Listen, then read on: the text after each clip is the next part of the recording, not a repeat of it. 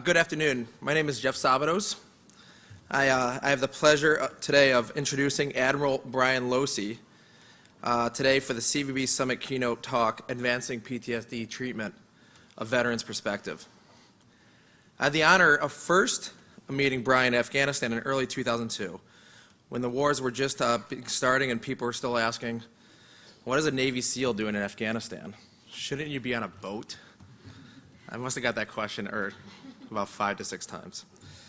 Incredibly, since 2002, Brian Losey has had a truly remarkable career, including assignments as Deputy Commander and Commander of Navy Special Warfare Development Group, also known as SEAL Team 6.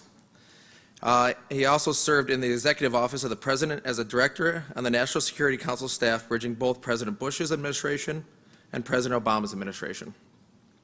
He assumed command of Navy Special Warfare Command in Coronado, California, in June 2013, where he managed $5.7 billion in programs and budget, $6 billion in hard assets and infrastructure, all while leading 11,000 Navy personnel, civilians, and contractors.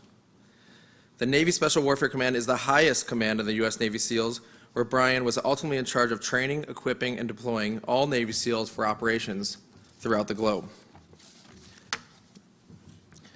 I recommended Magali ask Brian to speak today because since 9/11, the U.S. military, and specifically the U.S. Navy SEALs, have been in constant combat from Afghanistan to Syria.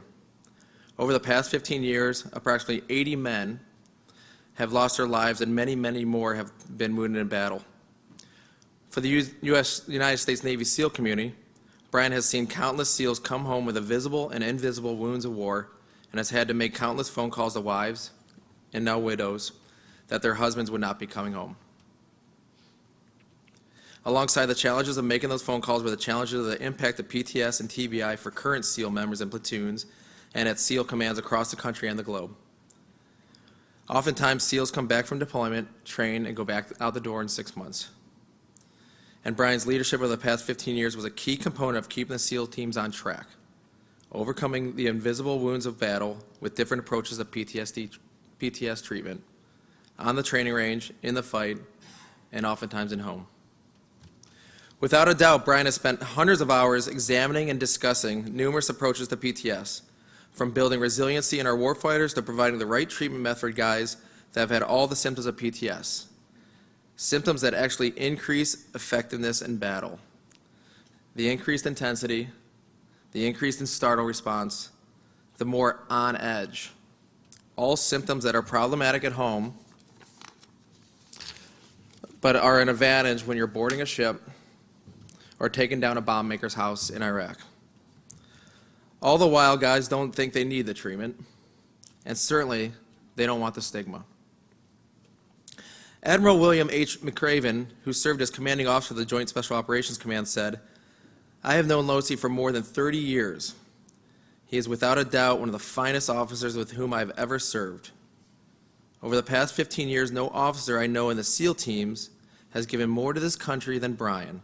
None. As a young officer, he was constantly deployed away from his family.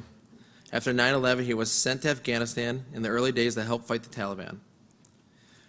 From there, Losey participated in the final march to Baghdad and then stayed in the country as a SEAL Task Unit commander. Afterward, he served as the deputy and then the commanding officer of SEAL Team 6 during more tough fighting of Afghanistan. Time and again, and it's as recent as last week, numerous fellow SEALs have mentioned to me that serving under and alongside Brian Losey was an incredible and rewarding experience. They even use the word love sometimes, and that's a lot for a Navy SEAL to say.